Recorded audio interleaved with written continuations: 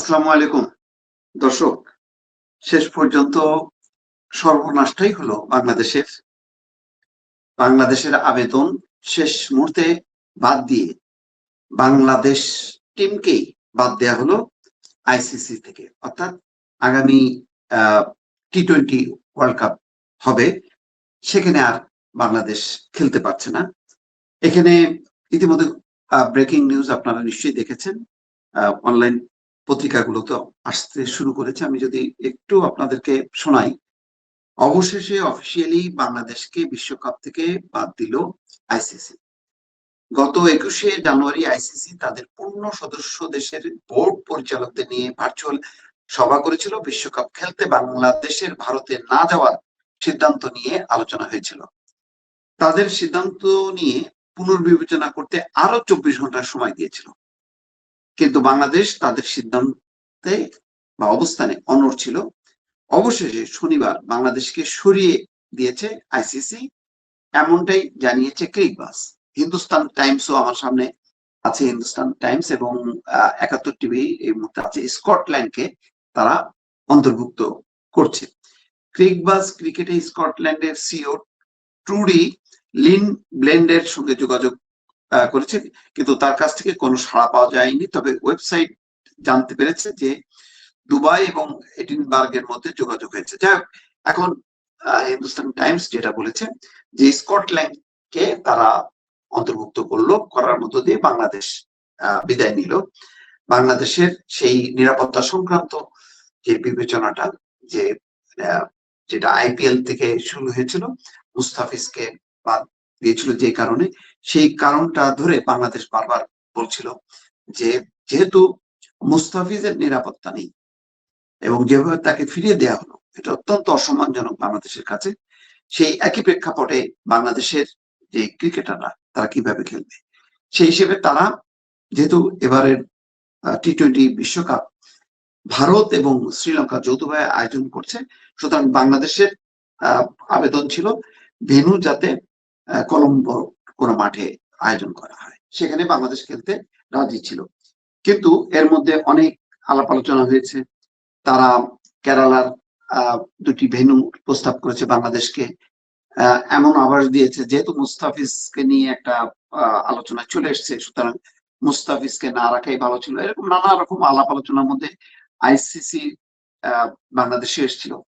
বাংলাদেশে এসে তারা আলোচনা করেছে, কিন্তু বাংলাদেশ তার সিদ্ধান্তে অনড় ছিল যে ভেন্যু সরাতে হবে। তারা খেলতে চায়, কিন্তু সেই ভেন্যু রাখলে চলবে না। কিন্তু আইসিসির পক্ষ থেকে যুক্তি দেওয়া হচ্ছিল যে আইপিএল ঘরোয়া ক্রিকেট লিগ ভারতের, তার সাথে আন্তর্জাতিক ক্রিকেটের কোনো সম্পর্ক নেই। আন্তর্জাতিক ক্রিকেটের সমস্ত ব্যবস্থাপনা, নিরাপত্তা এটি দেখভাল করে আইসিসি। সুতরাং আইসিসি গ্যারান্টি দিচ্ছে যে বাংলাদেশের নিরাপত্তা সহ যাবতীয় যা কিছু করার সবকিছু করা হবে। কিন্তু বাংলাদেশ তাতে আশ্বস্ত হয়নি, কারণ বাংলাদেশ মনে করছে যে একটা স্নায়ু চাপে ভুগবে এবং বিষয়টা ছিল অমর্যাদাকর। ভারতের মাটিতে খেলা, মুস্তাফিজকে যেভাবে ফিরিয়ে দেওয়া হলো সেটা বাংলাদেশের মর্যাদার সাথে সঙ্গতিপূর্ণ না। এবং ফিরিয়ে দেওয়ার কারণ ছিল দীপু চন্দ্র দাস, ময়মনসিংহের এক হিন্দু সম্প্রদায়ের নাগরিক বা সদস্য, তাকে হত্যা করা হয়েছিল খুব নির্মম ভাবে। সেই ঘটনায় ভারতে প্রতিক্রিয়া দেখা দেয়। ভারতে অবস্থিত বাংলাদেশের 5টা মিশন ঘেরাও হয়, কোনো কোনো মিশন আক্রান্ত হয়। তারপরে ভিসা ইস্যু বন্ধ করা হয় বাংলাদেশের ভারতের প্রান্ত থেকে, এবং ভারতও আবার বাংলাদেশ প্রান্ত থেকে সমস্ত ভিসা বন্ধ করে দেয়। তার মানে ভিসা ইস্যু 2 দেশ বন্ধ করার পর সম্পর্কটা একেবারে তলানিতে যায়। তারপর পরে চলে আসে সেই মুস্তাফিজের ইস্যুটা, যে ইস্যুটাকে ভারতের ক্রিকেট বোর্ড বলছে যে সেখানকার উগ্রপন্থীরা যেহেতু মুস্তাফিজকে খেলতে দেবে না, এমন একটা কথা যেহেতু বলা হচ্ছে, সুতরাং মুস্তাফিজকে ফেরত দিতে হবে। সাথে সাথেই কলকাতা নাইট রাইডার্স ভারতীয় ক্রিকেট বোর্ডের আবেদনে সাড়া দিয়ে মুস্তাফিজকে ফেরত পাঠায়। তারপর পরই বাংলাদেশের তীব্রভাবে প্রতিক্রিয়া হয় ক্রীড়াঙ্গনে এবং একই সঙ্গে রাজনৈতিক অঙ্গনে, যে এটা বাংলাদেশ একটা প্রেস্টিজ ইস্যু হিসেবে বা মর্যাদার সাথে মর্যাদার দৃষ্টিকোণ থেকে অত্যন্ত সম্মানহানি কর বা অমর্যাদাকর একটা পরিস্থিতি হিসেবে বিবেচনা করা হয়। তারপর থেকে ক্রীড়া উপদেষ্টা আসিফ নজরুল থেকে শুরু করে একাধিক অংশ থেকে খেলোয়াড় এবং রাজনীতির অঙ্গন থেকে উচ্চারিত হয় যে না, এই অবস্থার মধ্যে অসম্মানজনক ভাবে বাংলাদেশ ভারতে খেলতে যাবে না।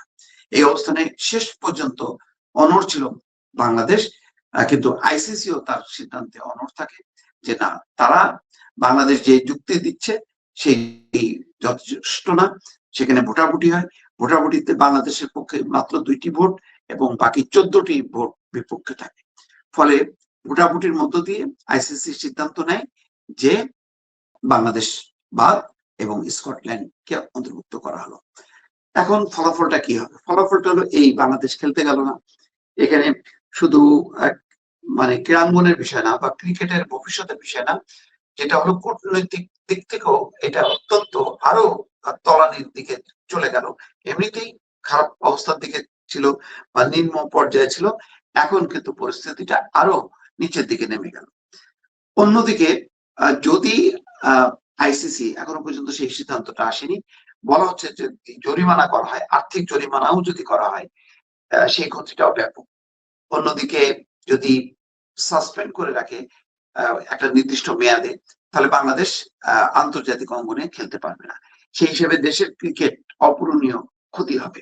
ফলে সব মিলায় বাংলাদেশকে এখন কঠিন রাজনৈতিক, কূটনৈতিক এবং একই সঙ্গে খেলাধুলা, ক্রিকেট, বাংলাদেশের তো এখন প্রধান খেলাই ক্রিকেট, সেই জায়গাটা অনিশ্চিত হলো এবং একটা চ্যালেঞ্জের মধ্যে পড়ে গেল বাংলাদেশ। ইতিমধ্যে আমি দেখলাম আজকে সকালবেলায় যে বাংলাদেশের অধিনায়ক শান্ত বলছেন যে যদি T20 না খেলতে পারে বাংলাদেশের খেলোয়াড়রা, বিকল্প যাতে অন্য কোনো আন্তর্জাতিক ক্রিকেটের আয়োজন করা হয়, এটা তাদের মানে আকুতি। কারণ স্বাভাবিকভাবে খেলোয়াড়রা খেলতে চায়, তাদের মাথায় রাজনৈতিক বিষয়টা খুব বেশি কাজ করে না, তাদের কাছে মূল বিষয়টা হলো যে তাদের নিজেদের ক্যারিয়ার। আর বাংলাদেশের ক্রিকেট যেহেতু একটা আন্তর্জাতিক পরিসরে চলে গেছে, ফলে ক্রিকেট খেলাটা অত্যন্ত গুরুত্বপূর্ণ। দর্শক নিশ্চয়ই মানে বুঝতে পারছেন পুরো পরিস্থিতিটা বাংলাদেশের প্রতিকূলে চলে গেল।